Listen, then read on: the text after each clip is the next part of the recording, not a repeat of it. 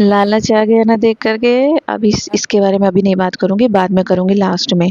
और good morning everyone. और मैं यहाँ पे साबूदाने का पोहा या फिर खिचड़ी कह लीजिए वो बनाऊँगी नाश्ते में, और फिर चाय बनेगा, क्योंकि मुझे लगता है कि नाश्ता थोड़ा हैवी होना चाहिए, तो मैंने बना दिया। ये राजमा के कबाब थे या कटलेट कह लीजिए। और मैं अब जाने वाली हूँ, इस सब नाश्ता वास्ता करके जाऊँगी और अपना ब्लाउज़ लेकर के आऊँगी, जो कि मैंने सिलने के लिए दिया था। यहीं बनारस में शिवपुर में है, शिवी एथनिक्स करके हैं, और लाजवाब फिटिंग, लाजवाब कपड़ा सिलती हैं, जैसा आप कहेंगे वैसा सिलती हैं। और बुटीक है वो, बहुत ही अच्छी भी हैं, बाय नेचर भी बहुत अच्छी हैं, और सब कुछ सही होता है। मैंने तो बहुत सारे कपड़े सिलवाए हैं उनसे। आप कहिएगा तो मैं बता दूँगी। यहीं शिवपुर में है, बनारस वालों के लिए इन्फॉर्मेशन है ये। तो जब कपड़ों की बात हो रही तो मैंने सोचा और भी बात कर लेते हैं। तो शादी से पहले पता नहीं क्यों मुझे कपड़ों की कमी नहीं महसूस होती थी, और पता नहीं जब भी मेरे पापा कहते थे इतना कपड़ा तो है तुम्हारे पास, और कितना कपड़ा चाहिए। तो मैं सच बताऊं, वही कपड़े आज मेरे काम आ जा रहे हैं।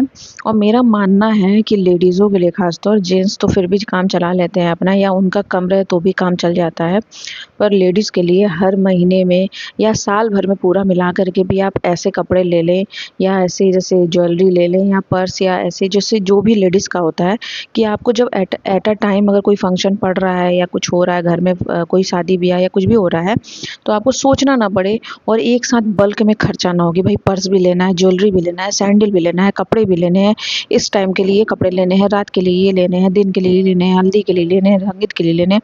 तो आप कम से कम साल भर में या महीने भर में अपने लिए खरीद खरीद के रखो भैया।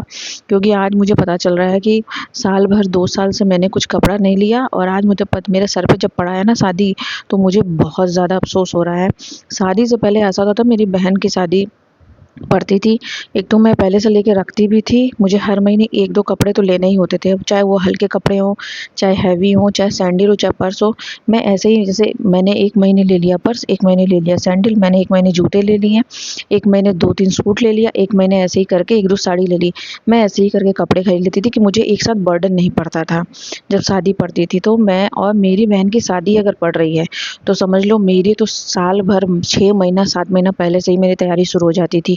मैं छानबीन करती थी मुझ पे कौन सा चीज़ अच्छी लगेगा, कौन सा नहीं अच्छा लगेगा, मंगाती थी, देखती थी, नहीं अच्छा लगता था तो फिर मार्केट में देखती थी, मार्केट में भी नहीं मिलता था तो फिर मैं और सर्च करती थी। तो इस तरह से मेरे 6 महीने निकल जाते थे। फिर शादी में मुझे एकदम परफेक्ट दिखना है, मुझे जो पसंद आ गया पसंद आ गया, अब वो चाहे 5,000 का पसंद आए, चाहे 10,000 का, चाहे 2,000 का। पर मुझे किसी, मेरे बहनों की शादी की वीडियो में देख लो, चाहे किसी भी फ़ोटो में देख लो, किसी से कम नहीं लगती मैं। पर लेकिन मैं बताऊँ, औरतों के लिए कपड़े होना बहुत ज़रूरी है भाई। अब आप समझ लो शादी है घर में, अब मुझे ये भी सोचना है हल्दी में क्या पहनूँ, फिर रात में क्या पहनूँ शादी के, फिर शादी के टाइम जयमाल के टाइम क्या पहनूँ, फिर बारात जा रही हो तो क्या पहनूँ, फिर वो जो हल्दी संगीत लेडीज़ या मठमंगरा या सब होता है ना, उसमें क्या पहनूँ, फिर जाना है शादी में तो नेवता करना है, उसके लिए भी सोचना है। पहले ये सब इतना दिमाग में इतना प्रेशर या ये सब चीज़ें नहीं थी, अब इतना सोचना पड़ता है ना शादी के बाद। शादी के पहले तो भैया आप एकदम फ्री रहते हो किसी भी चीज़ से। अभी भैया वहाँ जाओ, फिर आप शादीशुदा हो गए हो तो आपको भी तो कुछ करना धरना होगा, लेना देना होगा। ऐसा तो नहीं है कि पहले शादी की पहले की तरह गए फिर चले आए, कुछ करना नहीं पड़ेगा, कुछ लेना देना नहीं पड़ेगा। तो भाई मैं सच बताऊँ, मैं एकदम से परेशान हो गई हूँ ये शादी शादी शादी के चक्कर में। बहुत से लोग तो हैं भैया निकल जाते हैं, पर मुझसे नहीं होता। कहीं गए हो तो भाई गए हो तो कुछ लेकर के जाओ, खाली हाथ तो नहीं जाना है। और कम से कम शादी में जा रहे हो तो जेब पॉकेट तो भरा होना चाहिए, पर्स तो भरा होना चाहिए, मतलब सफिशिएंट पैसे लेकर के जाओ, बिना पैसे को तो आप जा ही नहीं सकते हो। तो ख़ैर वैसे तो मेरा बात यहीं पे ख़त्म होता है, ये कपड़ों वाली शादी वाली। मैं अपने ब्लॉग पर पे आ जाती हूँ।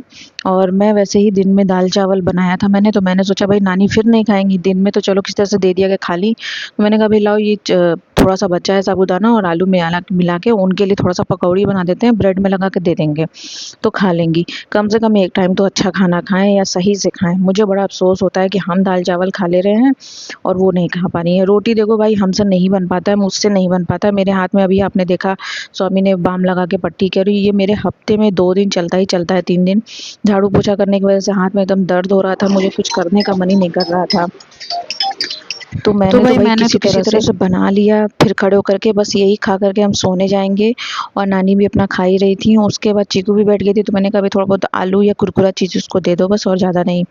तो फिर अभी हम करते हैं सूट की बात, जो कि मैंने आपको स्टार्टिंग में ही दिखाया। बहुत ही खूबसूरत सूट है, दिखता है जब आप खरीदने जाते हो ना, बहुत सुंदर दिखता है।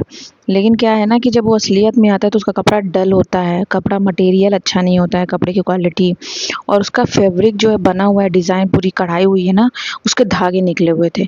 दिखने में बहुत सुंदर है, अभी आपको बहुत सुंदर दिख रहा होगा, आप लोग मँगा के पहन सकते हो अगर आप लोग को तो घर में पहनना है ऐसे ही। पर मैं सच बताऊँ, जितना ये ब्राइट दिख रहा है कलर ना खूबसूरत, उतना असलियत में है नहीं, और कपड़ा इतना पतला है कि मैं बता ही नहीं सकती। तो फिलहाल मैंने इसको वापस कर दिया है और मैंने दूसरी जगह से मंगाया है, और वो अमेज़न से ही मंगाया है मैंने सारे कपड़े।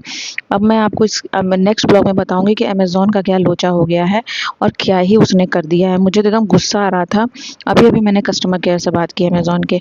तो फिर मैं नेक्स्ट ब्लॉग में आपको बताऊँगी। तब तक के लिए आप एन्जॉय करिए ब्लॉग, और फिर मैं मिलती हूँ नए ब्लॉग में। तब तक के लिए बाय, बाय, बाय।